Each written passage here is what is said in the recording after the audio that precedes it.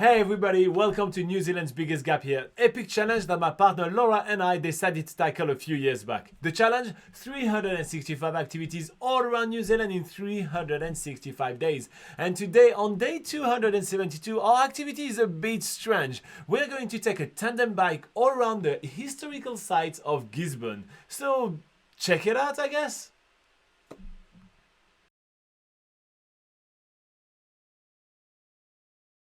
This morning we are joining Cycle Gisborne for a tour around the town. There is heaps of historical points that we're going to be checking on our map, and we have chosen to do tandem biking. However, Laura is really not that confident, so it doesn't take long until I take the helm. This is the first time that we're seeing a tandem bike available to hire in New Zealand, so we jump on the chance to make that our mode of transport to get around Gisborne City. However, as anyone who's ever rode a tandem in the past may know, it takes a little while to get used to. There's truly a lot of different bike routes around Gisborne, but we pick one that's going to give us a bit of a taste of everything that the city has to offer. We're going to go through garden, we're going to go through beach, riverside, and also historic sites. It's going to be pretty awesome.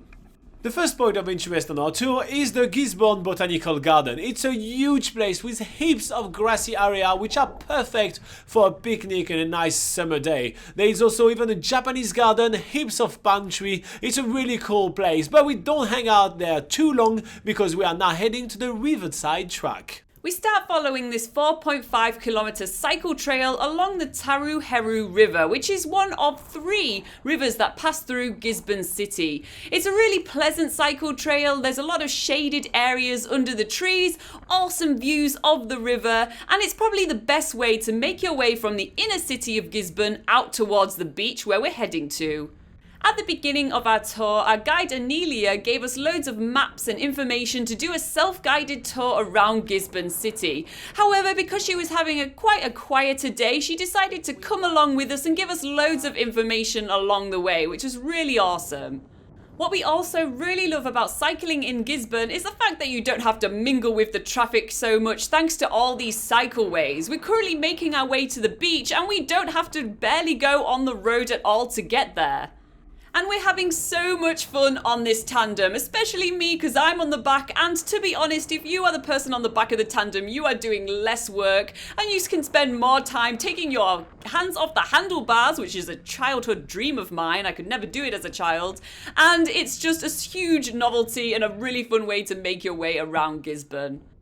As soon as we arrive on Waikanai Beach, which is right here where we are, we spot a few familiar figures, including Captain James Cook, which is standing above a globe. Captain James Cook was one of the first person to discover New Zealand and map its coast, and Gisborne was the first place where he set foot on the country, which is pretty awesome. The next statue that we spot is young Nick, which is famous for being the one that spotted New Zealand for Captain James Cook. He was actually atop the mast of Captain James Cook's boat before they landed foot on Gisborne. But alas, we are not spending long enough around there. We are already back on the road and we are following Waikanai Beach, which, if you guys remember, is where we did surfing with Frank when we arrived in Gisborne a few days ago. Waikanai Beach stretches for a huge distance and gives us absolutely amazing view. We love the fact that there is a beautiful boardwalk right here where we are actually sharing path with pedestrians and bikes, but it gives us the perfect opportunity to bike just alongside the shore without too much trouble. That would be a bit of a hard one to pedal on the sand. Although there's a huge emphasis on the first Europeans who arrived in Gisborne, Anelia takes the time to tell us more about the first Maori that arrived here about 650 years ago. She tells us the story of Paoa and Kiwa, who were the first Maori to arrive in Gisborne, calling it Tairawhiti. From the Waikanai Beach, we are then following the Waikanai stream back towards the city centre of Gisborne. The Waikanai stream is a really lovely little stream lined with native plantings, and it's taking us right to the Gisborne town clock. The cycle route loops right back to where we started, so this has been an awesome way to see Gisborne City's major highlights, and we are so glad that we chose to see Gisborne City by tandem bike. Thankfully, this is one of the rare flat cities in New Zealand, so it's perfect to discover by tandem bike. Well, today, during our bike tour, a gust of wind Went after our 360 degrees camera. And he went, oh, smack. So in conclusion, I pissed.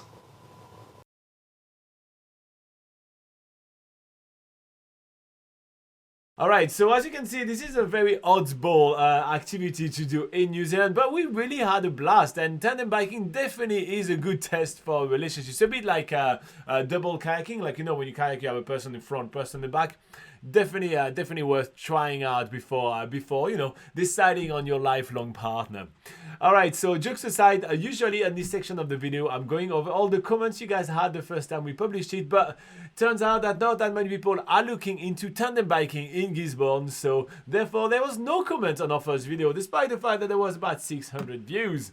So here you go, no comments, no questions. If you guys are planning a trip to New Zealand, make sure to come and hang out with us. We are hosting the NZ Travel Show every single Sunday at 8 AM New Zealand time right here on YouTube, where we answer for 1 hour all your questions about traveling in New Zealand. So make that part of your planning journey when preparing your trip to New Zealand. You can also add nzpocketguide.com to your list of resources. It is New Zealand's largest travel guide, and it's crafted with love by both Laura and I, so make sure to add that to your source of information. In the meantime, stay awesome, and I'll see you in the next video. Bye bye.